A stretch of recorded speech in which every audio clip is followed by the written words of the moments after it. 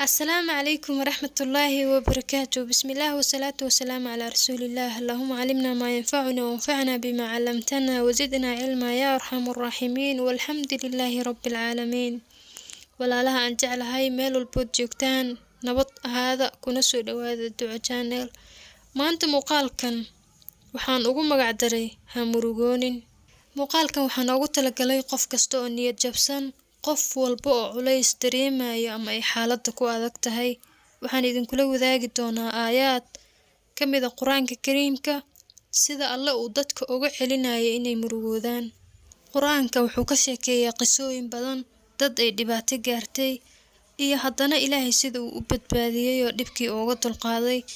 dhibaatada sideedaba noloshay ku lamaan tahay, waxaana loo kala imtixaan badan yahay sida loo kala mu'minsan yahay. dadka ugu badan ee imtixaanaadka iyo dhibaatooyinka ay gaareen waa nabiyadii uu Ilaahay soo diray. haddii ay dhibaato ku gaarto, waa inaad qadarta ku samirtaa, waa in aad naftaada dejisaa. culayskan Ilaahay baa keenay, asagaana qaadaya siduu ballan qaaday. inna macal cusri yusra, culays kasta fudayd baa ku xigo. weliba halkii culays wuxuu u dhexeeyaa laba fudayd. sayajcal Allahu bacda cusri yusra, haddii uu culays ku gaarana, dhibkaas waxaa gadaal ka jira dheef iyo farxad. muuqaalkan waxaan si gaar ah ugu talagalay walaalo Instagram-ka igala soo xiriiray oo xaaladooda iga sheekeeyay. mid ka mid ah walaaladaas wuxuu dhahayay, Raxmoy, ma malayn kartid sida aan u murugoonayo. xitaa mararka qaar murugta i haysa darteed ayaan la xanuunsadaa anigoo cudur kale uusan i haynin. marka hore waan u duceyneynaa walaalada ila soo xiriiray iyo guud ahaan muslimiintaba inuu Ilaahay ka dulqaado culayska ay xamili la'yihiin. waxaan Rabbi uga baryaynaa in maalmaha iyo saacadaha soo socda uu ku irsaaqo waxay ku farxaan, xaaladoodana dhanka wanaagsan uu u bedelo biidnillaahi albaari. Alle waxa uu ku yiri Quraankiisa, walaa tahinuu walaa tahzanuu.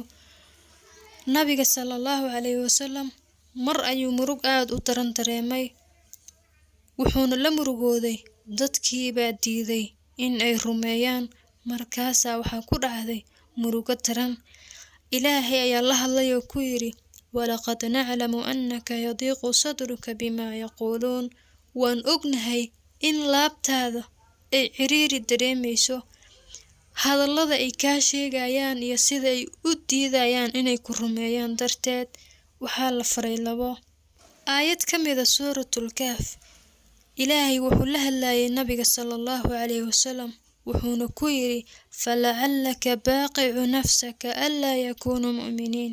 Ilaahay nabiga sallallahu calayhi wasallam wuxuu uga digayaa murugada heerkaas gaartay ee hayso, oo wuxuu leeyahay waa macquul murugadan ku haysa inaad u dhimato. murugo wax ma dishe, Ilaahay baa wax dila.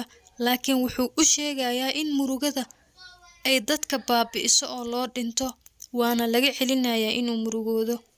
ereyga baqaaca luuqadda Carabiga waxaa laga wadaa inaad u dhimato murugo darteed. Maryamo markii ay xaaladii adakayd gashay oo Ilaahay uu ku amray inay ka dhex baxdo dadka oo duurka aada keligeed, waxaa lagu yiri ayadoo murugoonayso, fanaadaa min taxtiha allaa taxzanii. meel agteeda ah waa lagala hadlay oo waxaa lagu yiri ha murugoonin. nabi muuse calayhi salaam hooyadiis markay murugootay ee wiilkeedii laga qaaday isagoo yar, Alle wuxuu leeyahay, farajadnaahu ilaa ummihi kay taqarra caynuha walaa taxzan. waan u soo celinay hooyadiis si ay ugu indho nuursato ama ay ugu ildoogsato oo murugada ay u joojiso. nabi Yacquub calayhi salaam markuu waayay wiilkiisii Yuusuf, wuxuu ahaa mid aad u murugooda.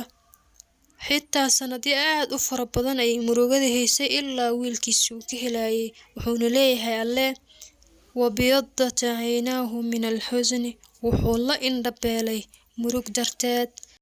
walaal kasta oo murugoonaya waxaan kula dardaarmayaa, murugada iyo culayska way dhammaanayaane yay galaafanin lafahaaga, caafimaadkaaga, muuqaalkaaga. xitaa dadka way isbedelaan haddii ay aad u murugoodaan. adigoo da'yar waxa wejigaagu u ekaanaya qof weyn oo waxaad yeelanaysaa wrinkle, waana inta ugu yar yacni ay dadka ku reebto murugada.